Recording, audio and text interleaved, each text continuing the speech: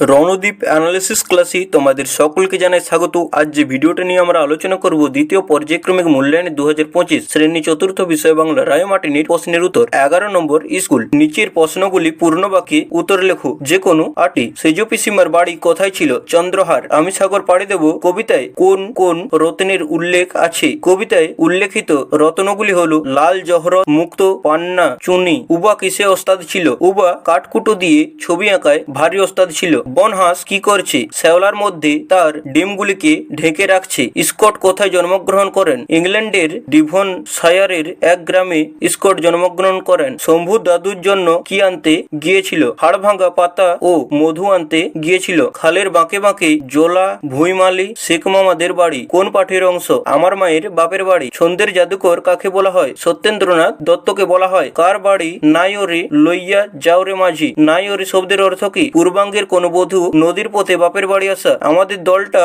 চলল সেজ পিসিমার বাড়ির দিকে। সেজ পিসিমার বাড়ি কোন গ্রামে? চন্দ্রহার। বর্ষার প্রার্থনা কবিতায় কোপত কোপতি কি করছে? কোপত কোপতি খোপেতে বসিয়া কাঁদে। একটি বাক্যের কয়টি অংশ কি কি? একটি বাক্যের দুটি অংশ। উদ্দেশ্য বিদেহ। টিকা লেখো যে কোনো দুটি। বরিশালের গান্ধী। বরিশালের গান্ধী বলতে মূলত অশ্বিনী কুমার দত্তকে বোঝানো হয়েছে। তিনি ছিলেন একজন ব্রিটিশ বিরোধী স্বাধীনতা সংগ্রামী, সমাজসেবক এবং লেখক। মহাত্মা গান্ধী বরিশালে এসে তাকে আত্মীয় নেতা হিসেবে শ্রদ্ধা জানিয়েছিলেন এবং তার কাজের স্বীকৃতি স্বরূপ মহাত্মা উপাধি ভূষিত করেন। স্কট। ক্যাপ্টেন স্কট ইংল্যান্ডের একজন বিখ্যাত অভিযাত্রী। তিনি 1868 খ্রিস্টাব্দে 5 জুন ইংল্যান্ডের ডিভনশায়ারের এক গ্রামে জন্মগ্রহণ করেন। তিনি কমান্ডার হয়ে 1901, 1902 ও 1910 খ্রিস্টাব্দে দক্ষিণ মেরু অভিযান করেন। শেষবারের অভিযানে ভয়াবহ তুষারপাত ও পথশ্রমে ক্লান্ত হয়ে তার মৃত্যু ঘটে।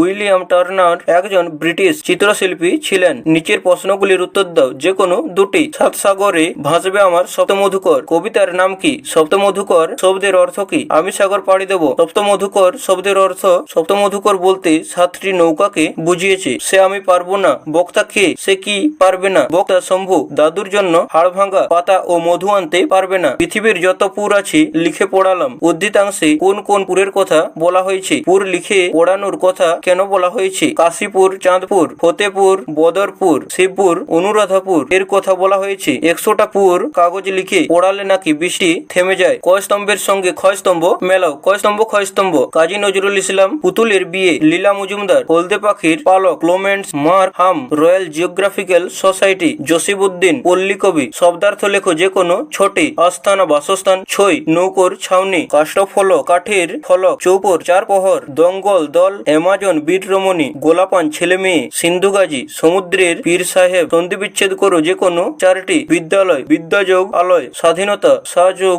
অধীনতা। উপেক্ষা অপ যোগ ইচ্ছা। যথার্থ যথাযোগ অর্থ। শুভেচ্ছা শুভযোগ ইচ্ছা। প্রতিটি শব্দের দুটি করে প্রতিশব্দ লেখো যে কোনো দুটি। বাগান বাগিচা। কানন পৃথিবী। ধরা সাগর সমুদ্র সৈকত। আঁখি নয়ন চোখ। নিচের বাক্যগুলির মধ্যে থেকে কর্তা কর্ম ও ক্রিয়াপদগুলি খুঁজে বার করে লেখো যে কোনো দুটি। অনিক দাবা খেলছে। অনিক কর্তা দাবা কর্ম খেলছে ক্রিয়া। তিমির লুকিয়ে আছে। তিমির কর্তা লুকিয়ে আছে ক্রিয়া। শম্ভু মধু আনতে যায়। শম্ভু কর্তা মধু আনতে কর্ম যায় ক্রিয়া। লিঙ্গ পরিবর্তন করো যে কোনো 3টি। বান্ধবী বন্ধু। প্রতিবেশী প্রতিবেশিনী। নেড়া নেড়ি। চাচা চাচি। সঠিক উত্তরটির পাশে টিক চিহ্ন দাও যে কোনো 3টি। প্রজা বৃদ্ধ শব্দটি বহুবচন। কে শব্দটি একবচন। জল শব্দটি ক্লিবলিঙ্গ। শ্রীমান শব্দটি পুবলিঙ্গ। তো তোমাদের কাছে একটাই অনুরোধ, ভিডিওটি ভালো লেগে থাকলে লাইক করবে, চ্যানেলে নতুন হয়ে থাকলে চ্যানেলটি সাবস্ক্রাইব করে দেবে। তো দেখা হবে পরের কোনো নতুন ভিডিওতে। ততক্ষণ ভালো থাকো, সুস্থ থাকো, মন দিয়ে পড়াশোনা করো।